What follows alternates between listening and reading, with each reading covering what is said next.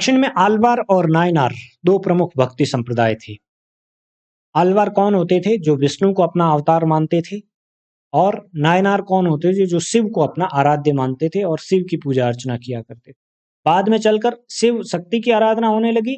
बाद में चलकर इसी में जब इसका विभाजन होता है आगे, तो विष्णु के साथ लक्ष्मी की भी पूजा होने लगती है। फिर विष्णु के जितने भी अवतार है, विष्णु के कितने अवतार माने जाते हैं?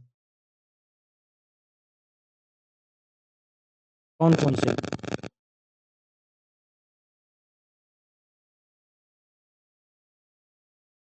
हो जाएगा।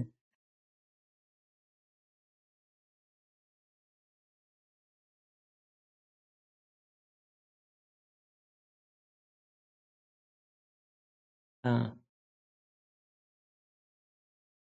वराह इत्यादि।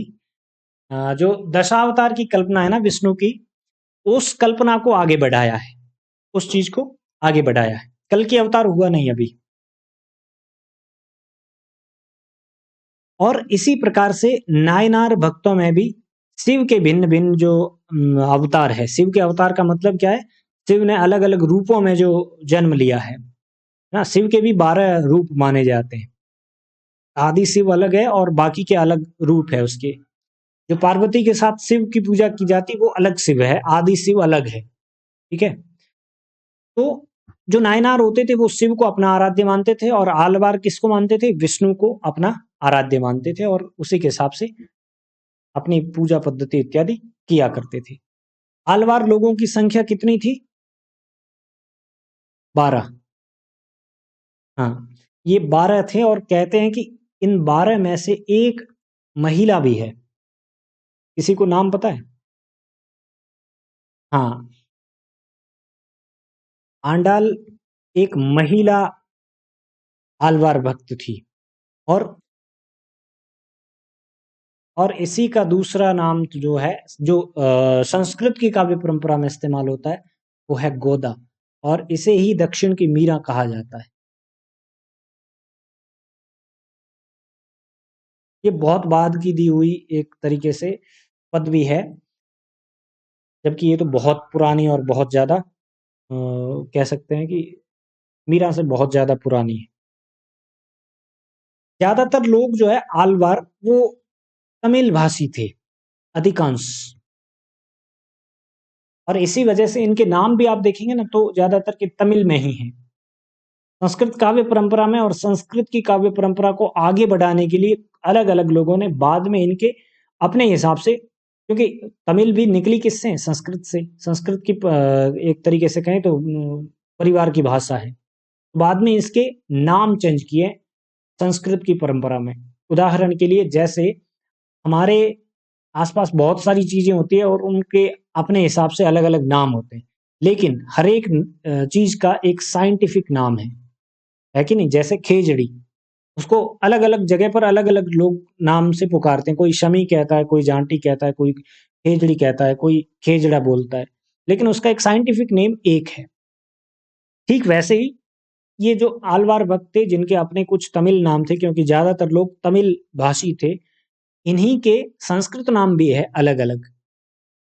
इनमें से इन 12 लोगों में से 12 आलवार भक्तों में से एक महिला का उल्लेख भी है और उसका नाम है आलवार आंडाल। और इसी का गोदा, जिसको दक्षिण की मीरा भी कहा जाता है।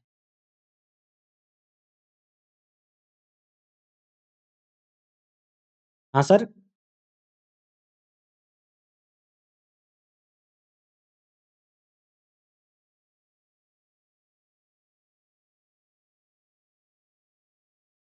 हाँ, ऐसा कंफ्यूजिंग हो सकता है, लेकिन एक सेकंड।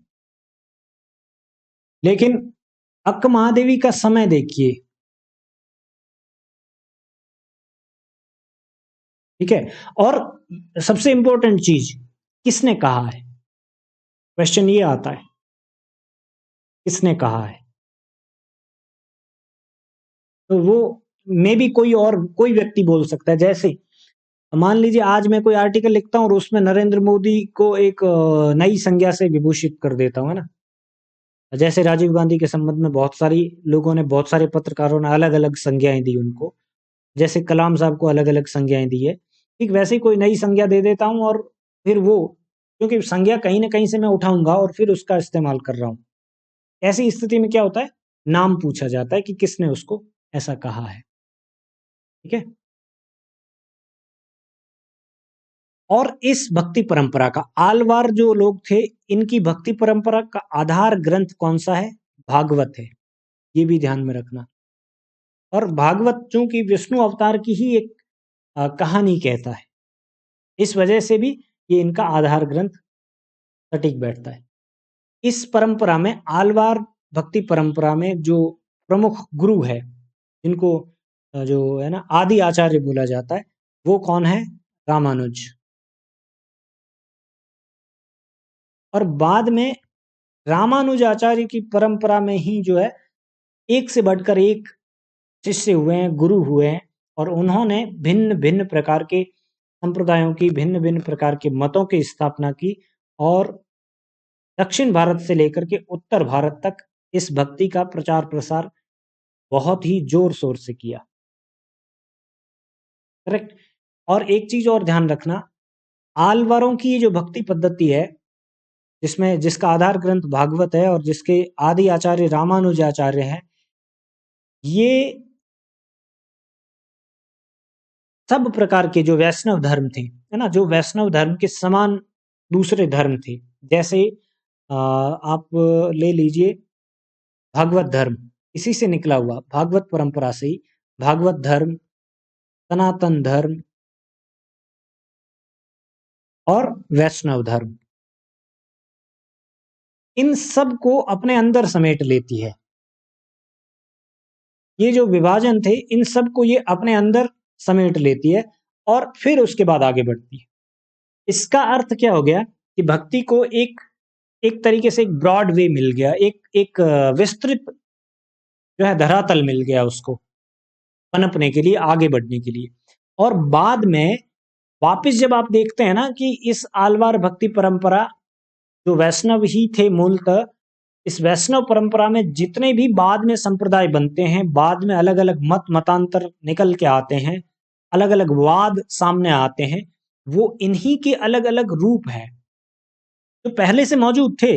जैसे आपने देखा कि एक नदी थी सरस्वती नाम की, और वो जो है राजस्थान के और पाकिस्तान के कुछ हिस्सों में पहले बहती थी, और अभी वो बंद हो गई है, उसका प्रवाह नहीं है, अभी वो नहीं चलती है।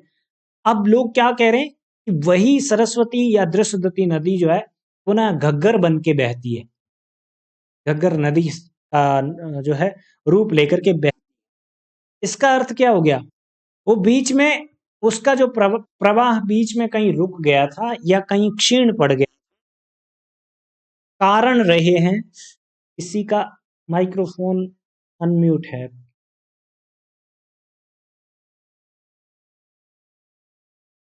जो प्रवाह रुक गया था किसी न किसी कारण से, है ना, कोई कारण हो सकता है, कोई दूसरा प्रभाव भी हो सकता है, वो कारण जब हटे तो वो वही प्रवाह फिर से बहना शुरू हो गया, उसी प्रवाह में वो चीज वापस से चलने लगी। तो आलवार भक्ति परंपरा के आने से जब ये सारे के सारे जो अलग अलग समानांतर धर्म थे, इसके वैष्णव धर्म के, जब ये इसमें आकर के मिल जाते हैं, कोई इससे थोड़ा पुराना था, कोई बिल्कुल नया था, कोई इसके समकालीन था, है ना। तो ये सारे के सारे एक बार मिलते हैं, देन उसके बाद जैसे ही इसका प्रचार प्रसार जोरों शोरों से होता है, ये एक सामाजिक आंदोलन का रूप ले लेता है, फिर से इसमें विभाजन होना शुरू हो जाता है। और अब की बार विभाजन इतना सीमित नहीं होता है, बल्कि बहुत ज्यादा संख्या में संप्रदाय, बहुत ज्यादा संख्या में जो है इसके छोटे छोटे एब्स्ट्रैक्ट सूक्ष्म स्तर के जो दर्शन है, वो अपने आप में एक बड़ा आकार बना लेते हैं, एक बड़ा रूप बना लेते हैं, और उसको मानने वाले लोगों की संख्या भी ज्यादा होती है। बात समझ में आई? इनको समेटती है आलवार भक्ति। और जब ये वापस से उत्तर की तरफ जाते हैं, आलवार भक्त और आलवार भक्तों की परंपरा के लोग, रामानुजाचार्य भी इसी में है, वो भी कोई अलग नहीं है, रामानंद को भी हम इसी में रख सकते हैं, लेकिन वो जब उत्तर की तरफ आ जाते हैं तो वो जो है अपना अलग मत स्थापित कर लेते हैं, अपनी अलग शाखा बना लेते हैं। जैसे रामानुजाचार्य ने दक्षिण में ही बना ली थी श्री संप्रदाय, ठीक है। इसी तरीके से कुछ और आचार्य हुए हैं जिन्होंने अलग अलग मत, अलग अलग संप्रदाय बना लिए थे, लेकिन वो बहुत छोटे स्तर पर थे। जब ये उत्तर भारत की तरफ बढ़ते हैं तो उसका रूप बड़ा हो जाता है। आलवार भक्तों की भाषा तमिल बताई जाती है और इसमें षटकोप को राम भक्ति का पहला कवि माना जाता है। षटकोप राम भक्ति का पहला कवि। इन्होंने एक पुस्तक लिखी सहस्त्र गीत, और इस सहस्त्र गीत में राम की उपासना इन्होंने की है। इस हिसाब से इनको राम भक्ति का शाखा का पहला कवि आप कह सकते हैं। और ये बेसिकली किस शाखा से संबंध रखते हैं? आलवार भक्ति से संबंध रखते हैं, जो दक्षिण भारत में प्रचलित थी। और इसलिए आप देखते हैं कि जो है राम भक्ति काव्य की परंपरा में बहुत महत्वपूर्ण स्थान है दक्षिण भारतीय साहित्य का। दक्षिण की रामायण के अलग अलग वर्जन है। उत्तर में रामायण जो है एक रामायण चलती है जो संस्कृत की परंपरा से आती है, जबकि दक्षिण में अलग अलग संस्करण है उसके। अलग अलग लोगों ने अलग अलग तरीके से उसकी व्याख्या की है, उसी कहानी को अलग अलग तरीके से बताया है। इसके अलावा आलवार कुलशेखर भी राम के ही उपासक थे, जो षटकोप की परंपरा से हैं। षटकोप के बाद के आलवार संत हैं। इन्हीं आलवार संतों में रामानुजाचार्य हुए, जिन्होंने श्री संप्रदाय की स्थापना की, जो भगवान विष्णु और लक्ष्मी को अपना आराध्य मानते थे। अब देखिए, अभी तक जो वैष्णव लोग थे, जो जिसमें सनातन धर्म, वैष्णव धर्म और ये सब आकर के मिले हुए थे, वो आलवार के नाम से जाने जाते थे। लेकिन जैसे ही इसका विभाजन एक संप्रदाय विशेष के रूप में हुआ, श्री संप्रदाय के रूप में, इन्होंने एक चीज ऐड कर दी कि विष्णु के साथ साथ लक्ष्मी की भी आराधना करने लगे, इनको भी अपना आराध्य मानने लगे। अंतर क्या आया? अभी तक सिर्फ ये लोग जो है विष्णु की आराधना करते थे, अब विष्णु की मूर्ति के साथ साथ लक्ष्मी की मूर्ति भी लग गई, और अब ये युगल की आराधना करने लग गए। इसमें भी आगे चल करके अलग अलग भक्ति करने के तरीके बने, और उसी के आधार पे अलग अलग संप्रदाय बनते गए। जैसे तीसरा एक व्यक्ति आया, उसने कहा नहीं, विष्णु ठीक है, लक्ष्मी ठीक है, और इनके साथ में जो है मैं तो किसी और एक देवता की और पूजा अर्चना करना चाहता हूँ जो इनके संपर्क का है। तो उसने तीन देवों को आधार बना करके अपना एक अलग संप्रदाय बना लिया। एक और व्यक्ति आया, उसने कहा नहीं, विष्णु को तो बहुत लोगों ने पूजा है, मैं सिर्फ और सिर्फ लक्ष्मी की पूजा करूंगा, लक्ष्मी के जितने भी दूसरे अवतार हुए हैं उनकी पूजा अर्चना करूंगा। तो उस व्यक्ति ने अपना एक संप्रदाय बना लिया। इसके आदि आचार्य रंगनाथ मुनि को इस संप्रदाय में राम भक्ति परंपरा का प्रथम आचार्य माना गया है। इसमें श्री संप्रदाय वाले में राम भक्ति शाखा का पहला कवि आलवार भक्तों में षटकोप है, लेकिन श्री संप्रदाय में जहां पर विष्णु और लक्ष्मी दोनों को अपना आराध्य माना जाता था, इस परंपरा के आदि आचार्य कौन है? रंगनाथ मुनि है। मतलब ये बात छेड़ी इन्होंने थी, लेकिन इसको सैद्धांतिक रूप किसने दिया? इसको फर्श पर किसने सच साबित किया? रामानुजाचार्य ने किया। और किसके माध्यम से किया? श्री संप्रदाय की स्थापना के माध्यम से किया।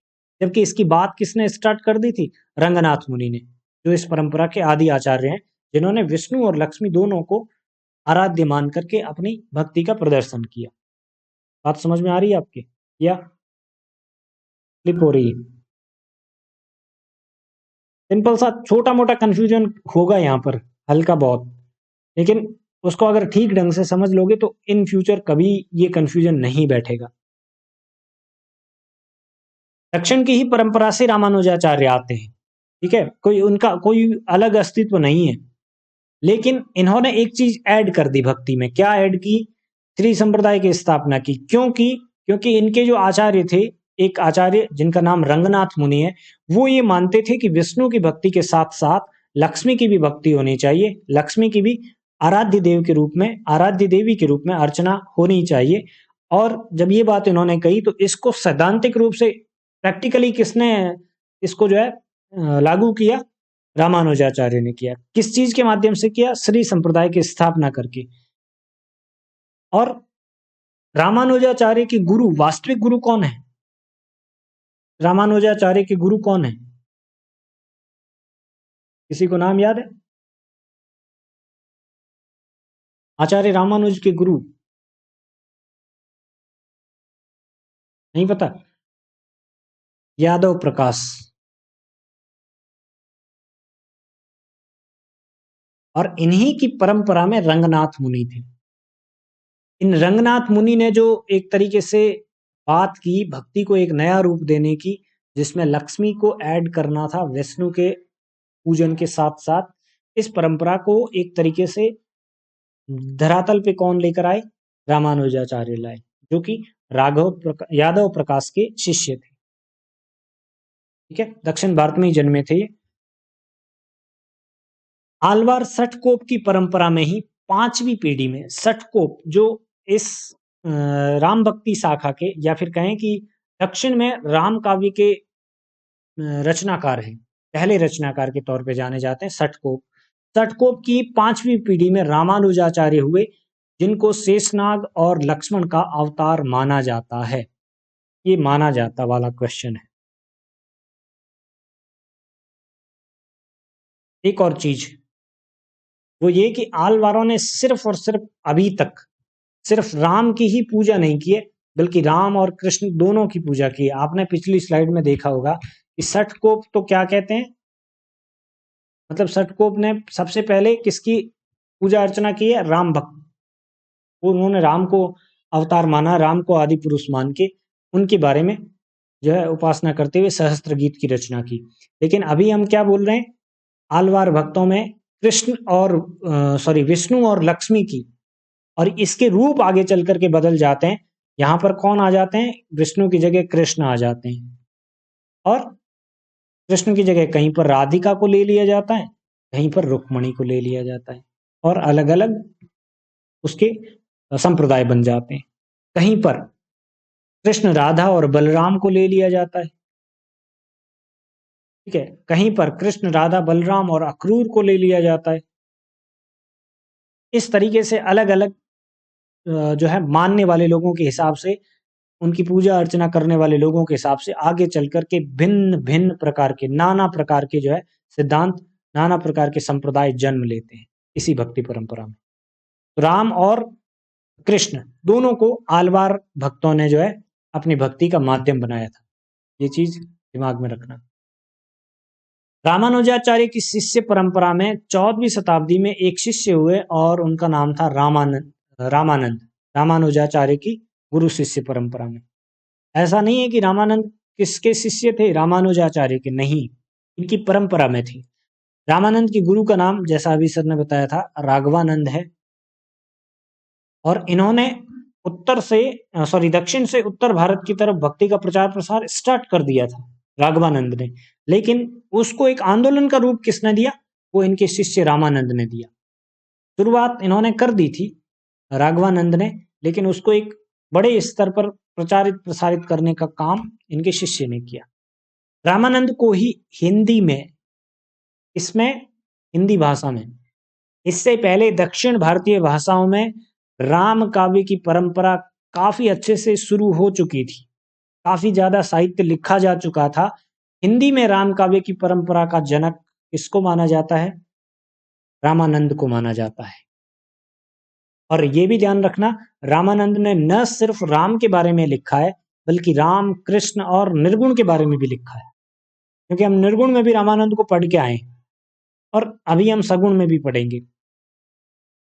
सबसे जो अच्छा साहित्य लिखा रामानंद जी ने, वो लिखा राम काव्य पर, और अपने गुरु शिष्य परंपरा को ही इन्होंने आगे बढ़ाया।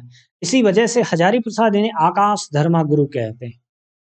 जैसे आकाश सब पे छाया रखता है, सबको बचा के रखता है, ठीक वैसे ही ये एक ऐसे गुरु है इस परंपरा में, जो सगुण, निर्गुण, राम, कृष्ण, जितनी भी प्रकार की भक्ति है, सब पे अपना वितान रखते हैं, सब पे अपनी छाया रखते हैं। ये बात किसने कही है? हजारी बाबा ने कही है। आकाश धर्मा गुरु रामानंद को किसने बताया? हजारी प्रसाद ने बताया। इन्होंने सगुण और निर्गुण दोनों प्रकार का काव्य रचा, और अपनी गुरु की परंपरा को समूचे उत्तर भारत में प्रचारित और प्रसारित करने का अत्यधिक महत्वपूर्ण काम किया। और जो भक्ति सिर्फ और सिर्फ अभी तक कुछ चीजों तक ही सीमित थी ना, सिर्फ और सिर्फ अपने आध्यात्मिक विकास तक ही सीमित थी, वही भक्ति उत्तर भारत की तरफ बढ़ते बढ़ते सामाजिक बन गई, सामाजिक जीवन से जुड़ गई वो। बाद में इन्होंने रामावत संप्रदाय की स्थापना की और इस संप्रदाय में दीक्षित लोग वैरागी कहलाते हैं। देखिए, रामानुजाचार्य ने भी अपना एक संप्रदाय बनाया, उसके बाद अपनी भक्ति को कंटिन्यू किया। रामानंद आए, रामानंद ने भी बनाया। राघवानंद आए, राघवानंद ने बनाया। माधवाचार्य आए, उन्होंने भी बनाया। निम्बार्काचार्य आए, उन्होंने भी अपना मत, अपना संप्रदाय बनाया। सब लोगों ने बनाए संप्रदाय। सब लोगों ने जो है अपनी अपनी भक्ति के तरीकों के माध्यम से जो है जनता को जागृत करना, जनता को जोड़ना, एकजुटता लाना समाज में, ये काम किया। लेकिन सबके अपने अपने तरीके हैं, सबके अपने अपने संप्रदाय हैं। विभक्तिकरण बहुत ज्यादा हो गया, विभाजन जो था धर्म में वो बहुत ज्यादा बनता गया भक्ति में। अभी हम इसको तो यहीं छोड़ देते हैं। ये रामानंद दक्षिण से उत्तर की तरफ आ जाते हैं और यहाँ पर आकर के रामावत संप्रदाय की स्थापना करते हैं, अपनी भक्ति परंपरा को प्रचारित करते हैं, प्रसारित करते हैं।